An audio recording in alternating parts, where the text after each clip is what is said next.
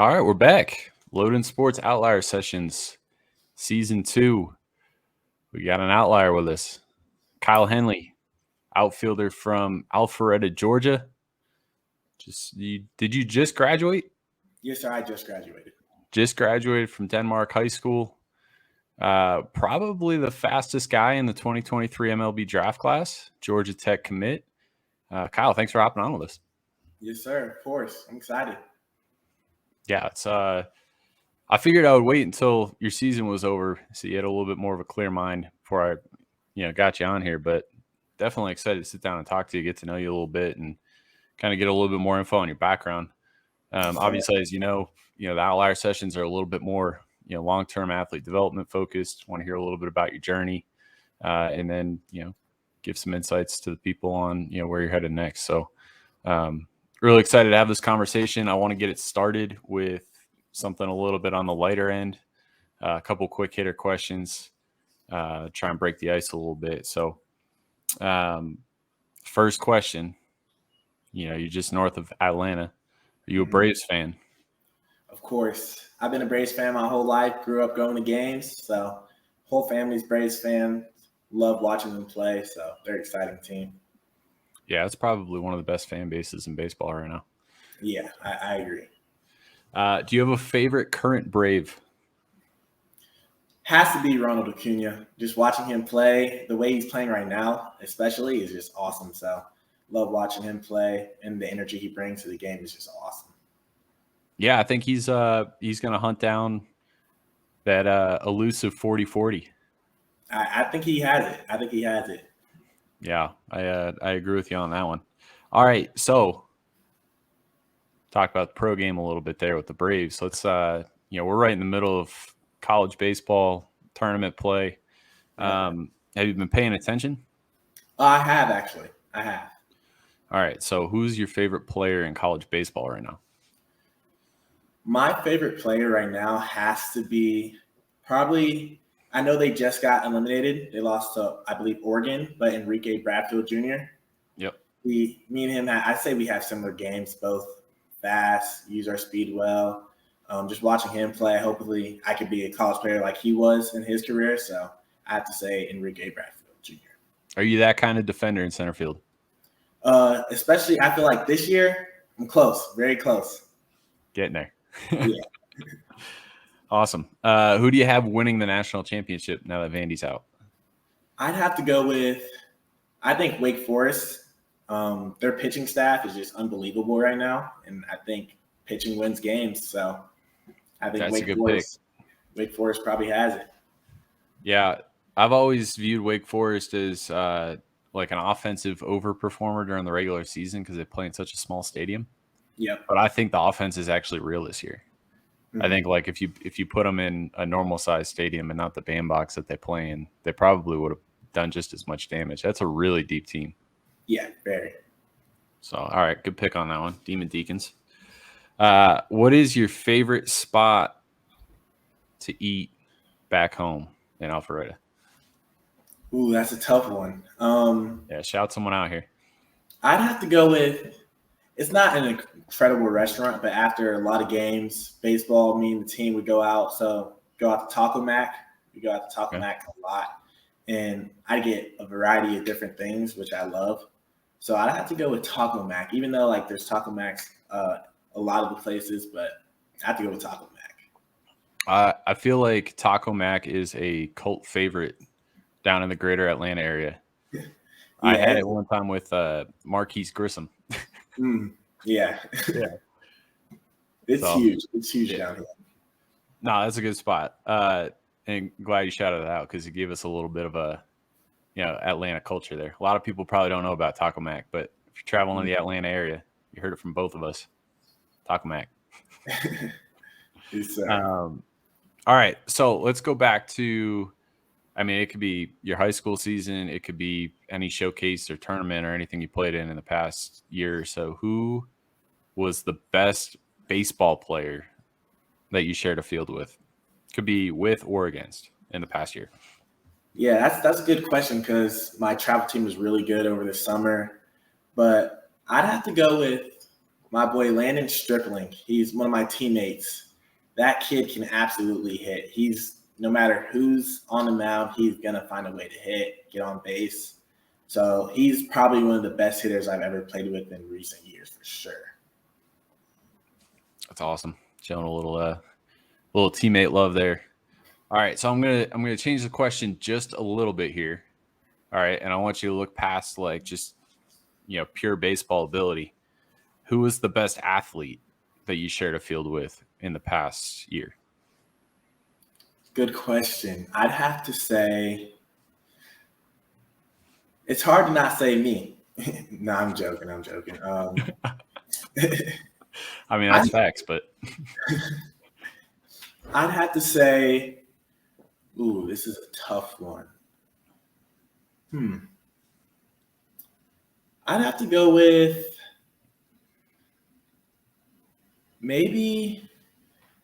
probably Ariel Antigua. I probably messed up his last name, but on the baseball field, he's made some crazy plays, and he's just like the stuff he does is just insane. I don't know how he does it. He plays catcher everywhere in the infield, so he's a true athlete for sure. Got that super utility in him. Yeah. There you go. All right, so I know you got around last summer, East Coast Pro. I know you got up to Boston. I don't know if that was your first time in Boston or anything like that, but my question for you, I guess, is what's your favorite place that you traveled to in the past year, and kind of tell me why. Yeah, so I have to say, 16U, I went to San Diego for this PG All-American Games event, and that's the first time I've been to the West Coast, and it was just awesome. The weather was amazing. The food in San Diego was awesome, and I would love to go back anytime. Went to the zoo there too. Also went to the beach a couple times. Did this kayaking thing that was awesome as well. Saw some sea otters, I think. I'm not even sure, but it was very fun. Did you get a California burrito out there? I did actually. I had so much. I had probably Mexican food probably 4 or 5 times when I was down there, and it was amazing each time. Yeah, it's probably some of the best Mexican food in the entire country. I agree. Yeah, and honestly, I think the California burrito is one of the best kept secrets for anybody who doesn't know about it. Put French fries in the burrito is a game changer. Yeah, it was awesome. All right, well, let's transition a little bit here. Talk about long-term athlete development. That's something that's really important to us at Loden Sports. Is kind of not just the successes that you have on the field, but the journey to get there. And dog's over here shaking. All right. But yeah, we like to ask our question, or we like to ask our guests to start off, I guess, because emotional well-being is important. 3 things that you're grateful for. So I'll let you go ahead and share, and then I'll share my 3. But I just think it's really important sometimes to slow down and just kind of appreciate what's around you, because we're living in a pretty fast-paced world. So yeah, what do you got? So I have to say family for sure. Then I have to say all my coaches and teammates. They just helped me a lot along the way. And then I just have to say probably God. Waking up every day is just a blessing in itself. I hear you. You went with three pretty big ones there. All right, I'm gonna juxtapose that here with 3 smaller things. So this is something that I practice every single day. So I try and think of new things every day. One is that I've got a place right across the street where my dog can run free and just let out all of his energy. I think without that would be a little bit of a pain in the butt, but happy about that. College baseball regionals is number 2 for me, because I think that's peak college baseball. Honestly, it might be the best baseball weekend from a TV viewership standpoint. I'm just locked in constantly to like 3 or 4 games over the course of the weekend. Now you get into like super regionals, which is a little bit more traditional, 2 out of 3, and then you get to Omaha, and Omaha is what it is. But I think regionals weekend is really unique because it takes it to, the host schools, culture, I guess. last year went to a regional at ECU in Greenville, and just that whole experience, sitting in the jungle and, watching the fans banter with the players and back and forth. And I don't know, just a lot of fun. Agreed. I agree. And then the last one for me is an organized fridge. It's nice to open up the fridge and just know exactly, where to look for what you're looking for. So the little things, Yeah. Yes, sir. Of course. All right. So let's talk about your background growing up a little bit. Did you play any other sports other than baseball? I know that your brother Caden is a collegiate football player. Yeah, give us the whole rundown from a young age. The different sports you played. Yeah. So my whole life, I lived in a neighborhood with probably like 10 boys.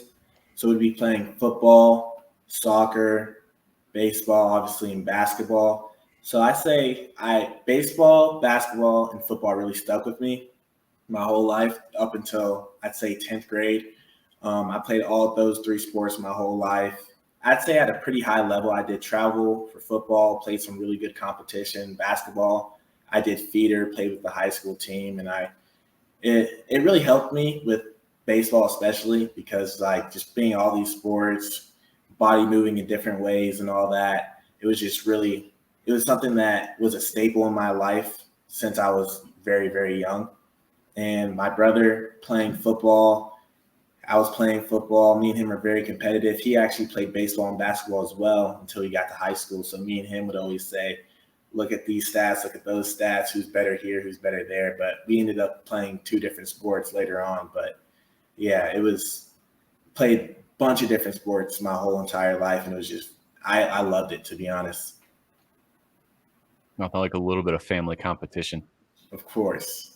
My dad would get in there sometimes too. So yeah, there you go. Did he play sports? Yeah, so my dad played baseball growing up. He actually had a scholarship to Duke, but his arm was torn, lefty. So he told me he was about 88. I think I'd probably still hit him, but there you go. He hasn't got back on the bump. Not recently. He says he could strike me out, but we'd have to see. We might have to try that out. Might have to keep that thing on ice.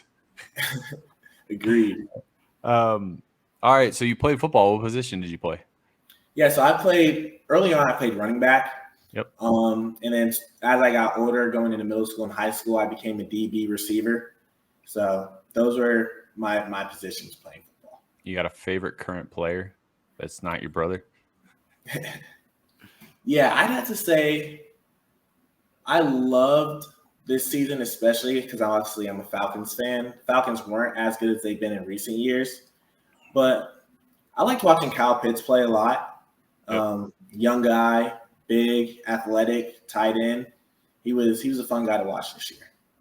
Yeah, he definitely fits at the same table as you when it comes to outlier athlete. So yes, sir.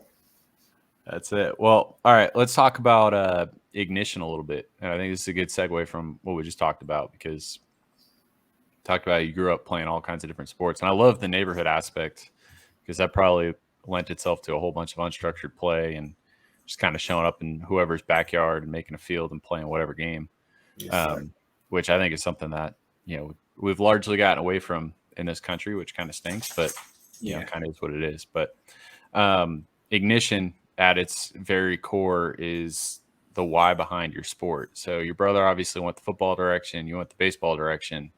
What drew you to baseball? And I guess kind of like what ignited you to choose baseball, and what ignites you to, go in and deal with, obviously it's a sport of failure. All of the failure, keep pushing forward and keep getting better at that sport and stick with it. Yeah, so I'd say early on, baseball was the very first sport I played. I think I started when I was 4 or 5. And then as I got older, going in I'd say 8U all the way up to 13U, my dad was my coach.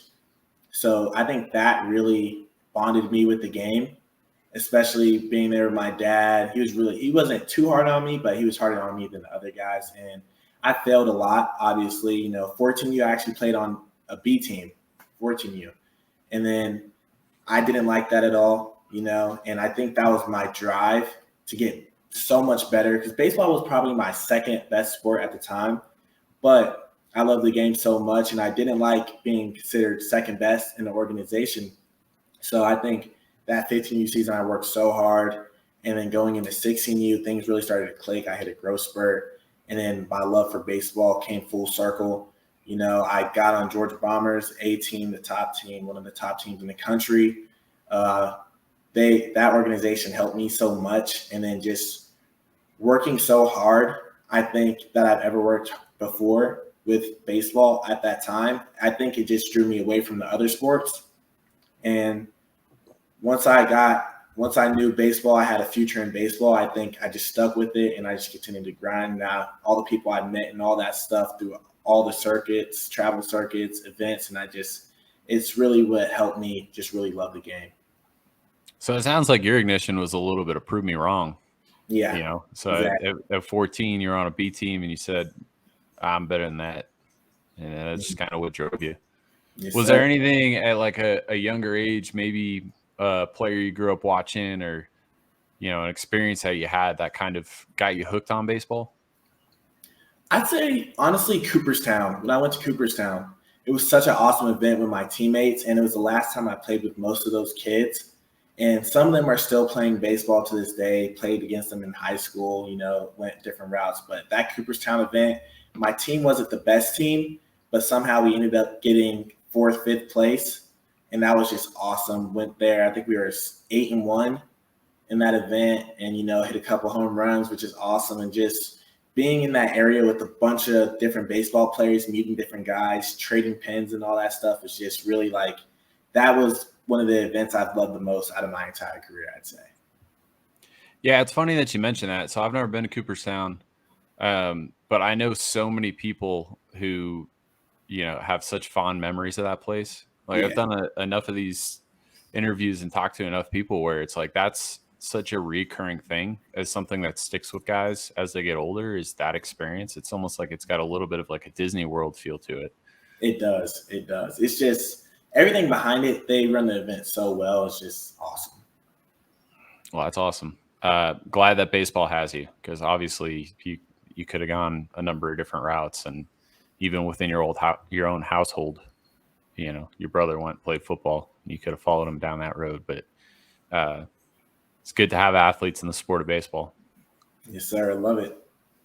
All right. So last thing I want to touch on that's development related, and this is something that I bring up with every single guest that we bring on. And it's important whether you're an athlete or you're not an athlete, but let's talk about sleep. It's so important. What is your relationship like with sleep? Yeah, so I'd say I get pretty good amounts of sleep.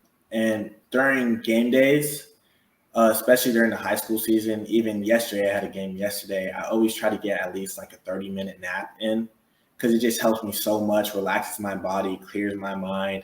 And it's just something that I find very important because I feel like without my nap, I would just be stressing all day about the game, my ABs, what's going on, and all this. So I feel like for me, a nap is very important.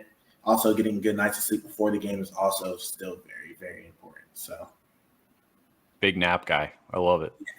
you have to. It's a little shot in the arm in the afternoon. Yeah. All right. Well, let's talk about last summer. It was a big one. It always is. If you're a high level player going into your senior year, you get, you know, calls and emails from every direction trying to get you to come to every event under the sun. So let's talk about one that's particularly notable, the East Coast Pro Showcase down in Hoover, Alabama. What did it mean to you to be selected for that Padres scout team that went down there and played for 3 or 4 days? Yeah, it was awesome. So I remember getting a text from one of the scouts from that team, the coaching staff, and it said you have invited to the tryout. And at first I was like, oh, wow, like, okay, that's awesome. Like, hopefully I make the team and all that. Went to the tryouts. There's probably like 130 different kids. I knew all of them, high-ranked kids and all of that. And then I remember trying out, had a really good tryout. And then over the summer, when I got there, they were at all the games. So it was still like another tryout. And then I remember getting that text before WWBA, the email saying that I've been invited, and I was just thrilled because you watch like everybody else that go before you who went to this event, and it's like a very prestigious event, and it was just awesome getting that invite. Yeah, I'll say like the fond memories that you have for Cooperstown, I have for East Coast Pro down in Hoover. There's nothing better than that. I think it's Saturday night. It's the Florida Georgia game, which obviously you were a part of. Under the lights, you got the Alabama sky. Usually you're coming off of afternoon rain, and like you got 6 different colors, pinks and oranges and yellows in the sky as the sun's going down, and it's just like a perfect baseball environment. You got a bunch of guys that are trying to show what they got on the field, and you got a stadium packed full of all the decision makers and scouts, and it's just a really unique place. But it's like a little piece of baseball heaven when you hit it just right down there. So yeah, that Florida Georgia game was awesome. It was very competitive, very, very competitive as well. Yeah, that one always gets the people going. Yes, sir. All right. Talked about it before, mentioned it briefly. You went up to Boston and you got to play at Fenway Park. I'm from Massachusetts. I grew up a Red Sox fan.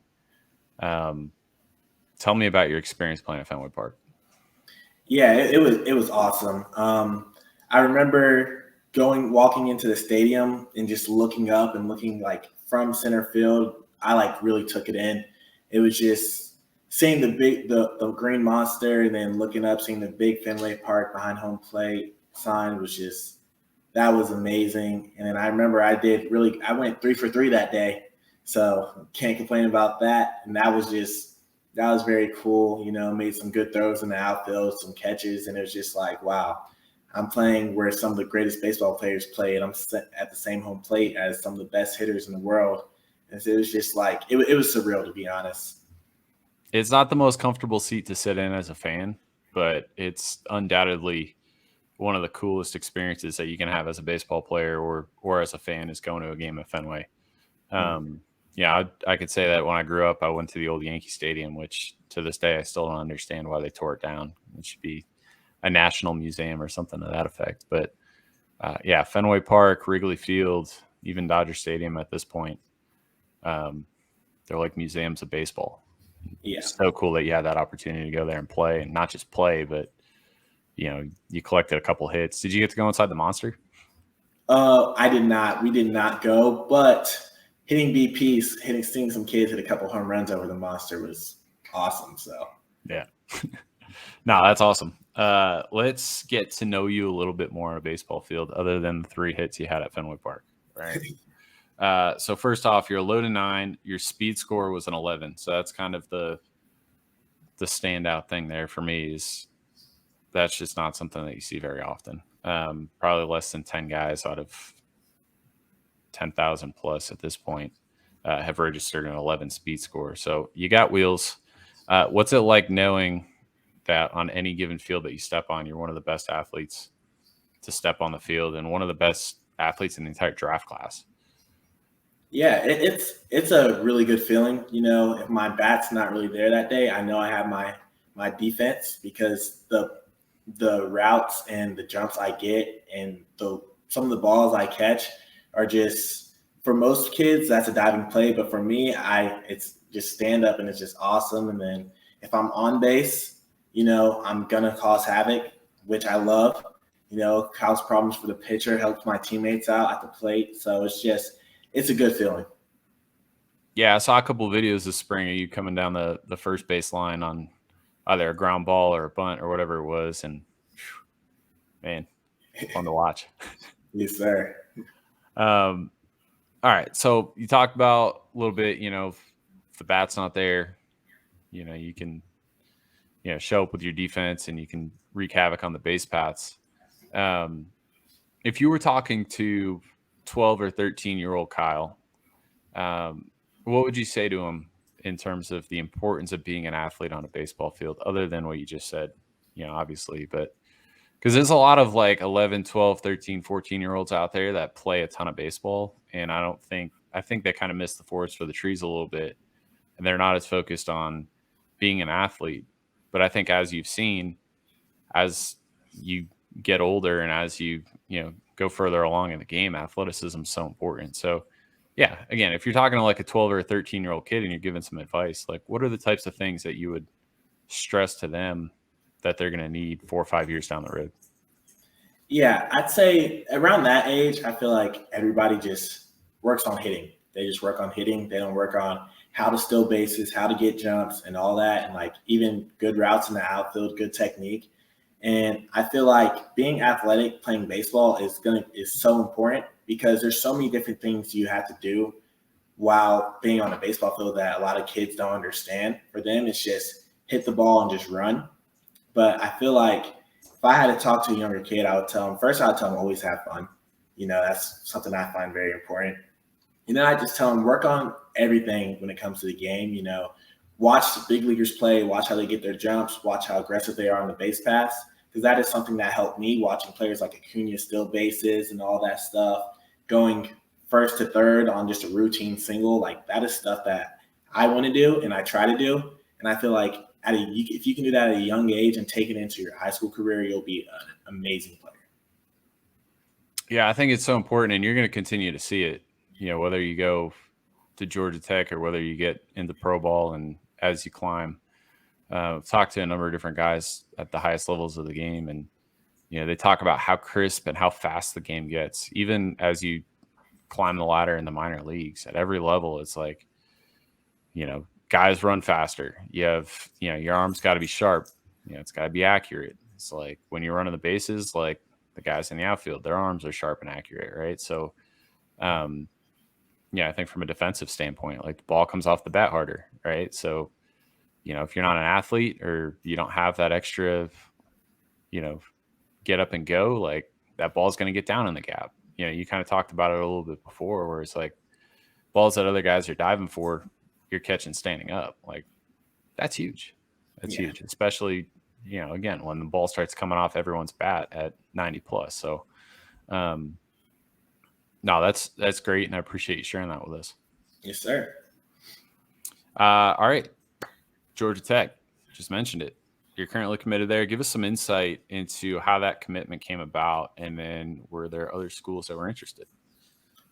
Yeah, so I'd say 16U, the first tournament we had, I think I had like 4 or 5 extra base hits on a really good team. And then I remember the next like Monday after that tournament was over, my coach told me this school wants to talk to you, this school wants to talk to you. And I was like, oh, I didn't think it was going to be like just like that, but it was. And, I started talking to probably about 10 to 12 other schools very seriously, I'd say. And then I remember WWBA, we were playing Dallas Tigers. They're a pretty good team. My friend Francesco was pitching, and I remember it was going to be a very good game. I think it was sometime in the playoffs, and I had a leadoff triple. And then after that, I got probably like five offers, including Georgia Tech.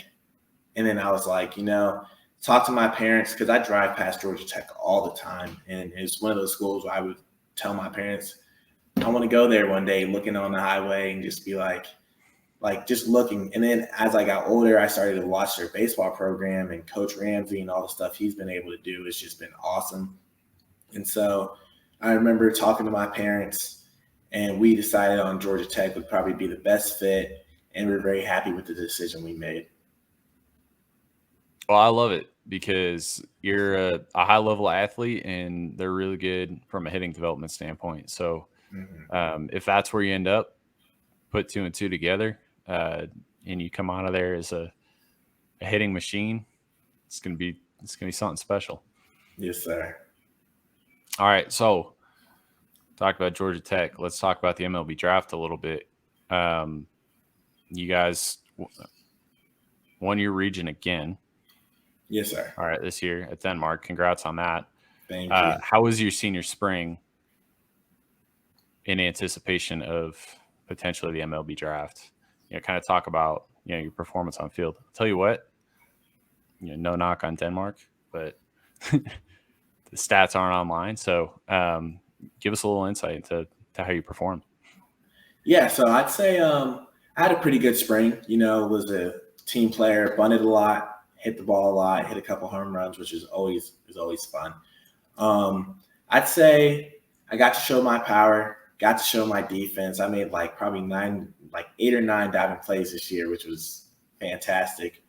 And I'd say I was really showed how much of a leader I can be on a field and how I can impact the game, whether I'm hitting the ball in the gap or whether I'm just getting a bunt, doing a job. And I feel like that was able for me to show my speed, how I'm willing to, lay down a bunt for a team at any time, anywhere, in any big situation. I was going to try to show up for my team the best I can. I had a couple big hits to help my team win games. And then also my teammates were able to pick me up and I was able to pick my teammates up. And I feel like I just showed that I'm an all-around player this year. Awesome. So after you were in a couple of notable places last year, I'm sure the scouting community came to check in on you. What was it like playing in front of scouts in an environment where, they weren't there to see everybody and they're more there to see, maybe just you or you and one other guy? What was that like?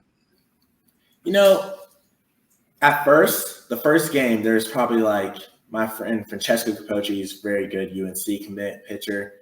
We were playing Cambridge High School. There was probably about 20, 35 scouts there to see us play. And it was just wow, this is awesome. Right. And just seeing all of them there, just really just for me, it made the game fun. It was okay, this is going to be a good game. Going to go out there, just do our best, show out, help the team win, We ended up losing that game, I think 2-1, but it was still a really good experience. And then as the season came on, kept seeing some of the same guys, became familiar with some of the same scouts and all that, spoke to them. And it just really became more easier as it came along through the season. So I'd say it was fun for me because I like playing in those type of situations. Yeah, I've talked to some guys in the past, and it doesn't seem like that big of a deal during the summer when that there's 300 scouts behind us and the directors and all the decision makers, but they're here to see everybody on the field. So you don't really feel like you're under a microscope. And then you get to, your high school field in the spring and, it's you and maybe one other guy. And when the scouts are there, they're watching every move you make, know? And for some guys that can be kind of daunting. So it sounds like you took it in stride and you enjoyed it, which, obviously there's only going to be more of that as you move up. So that's good to hear. Do you want to give us any kind of insight into, what you're going to be doing in the next couple of months, leading up to the draft? It's coming up. Do you have any feelings on what might happen in July? Have you had any clubs that are, showing any kind of interest on the draft side? Yeah, so I've had a handful of clubs show interest. It's always fun talking to them. Not sure what's going to happen yet, just still going with the flow right now, just talking to guys, going to a couple different workouts. I am playing in the Sunbelt League in Georgia, and that league is pretty competitive. Seen some good arms so far. Played my first game, I think, Friday, which was a fun game. There was actually scouts there yesterday at the game, which, it's just like the high school, they're coming out, but it's still fun to see them there. And, I'm just going to be working out, getting stronger, preparing for a couple more workouts I got to go to and all that. So it's very exciting. Well, hey, man, you're a Georgia Tech commit, so you're not going to be an easy sign. Yes, sir. Georgia boy going to Georgia Tech. You have to put up the money if they want you. Yes, sir. Is that Sunbelt League? That's a wood bat league, right? Yes, sir, it is. Yeah, that's a really good opportunity. You play some higher level competition and you swing the wood bat, and hey, who knows? Maybe you catch fire there and someone comes at you with the bag. Yes, sir. That sounds nice. Yeah. Nah, it'll happen. It'll happen for you at some point, Sometimes it requires a little bit of patience. So all right, a few last questions for you, and I'm gonna let you go. Yes, sir. It sounds like you got to take a nap before you got your next game coming. What are you dialed into right now off the field? What gets you going personally? Do you have any hobbies or anything like that? Yeah, so me and my friends, we like to go play pickleball a lot. Okay. That as a fun game, it gets very competitive with with us, and then sometimes just go to the lake or go to the pool, just enjoy the nice weather and just be with my friends, just something that I like to do. Are you like a music guy? Are you a YouTube guy? Like, what's your, I guess your go-to entertainment? Right now, I'd probably say music. Music? I dipping in, some new genre. I started listening to country music the other day. Some Zach Bryan, some Tyler Childers, and all that. So I love that. A big, like a lot of different genres. So We're gonna have to switch that name tag from Kyle Henley to Country Kyle. yes, sir. I like that. Yeah, there you go. Anything else that you want the people to know about you before we let you go? Yeah, I'd like people to know that I've really stepped my game up tremendously since spring. I cut my strikeouts in half, swinging and starting to change my stance a little bit again, wider base, just a little bit. Ever since then, right now in the Sunbelt, I'm 2 for 2 with 2 doubles in 2 games. So can't complain. I just right now I'm just hitting the ball, which is probably one of my biggest critiques. But while right now, if I can show that I'm hitting the ball, it's just whole different me, whole different game now. So I'm excited for the rest of the summer and what it has to hold. Well, let's go. Go get those barrels. For the people listening, go see Kyle in the Sunbelt League. If you're down in Georgia, make sure you go see him. If you're not down in Georgia, make sure you get on a plane and you go see him. Yes, sir. Country Kyle out there swinging the wood. Extra base hits machine inbound. Yes, sir. It's just an evolution of the game, So, great talking to you today. Thanks for hopping on. Again, for everyone listening, Country Kyle Henley. He's one of the top athletes in the entire 2023 MLB draft class, whether it's Georgia Tech, whether it's pro ball, whatever it may be. One of the most dynamic athletes in the sport of baseball right now. Really excited to see what the future holds for you. Best of luck with everything, and we'll talk to you again soon. Yes, sir. Thank you for having me. Thanks, Kyle.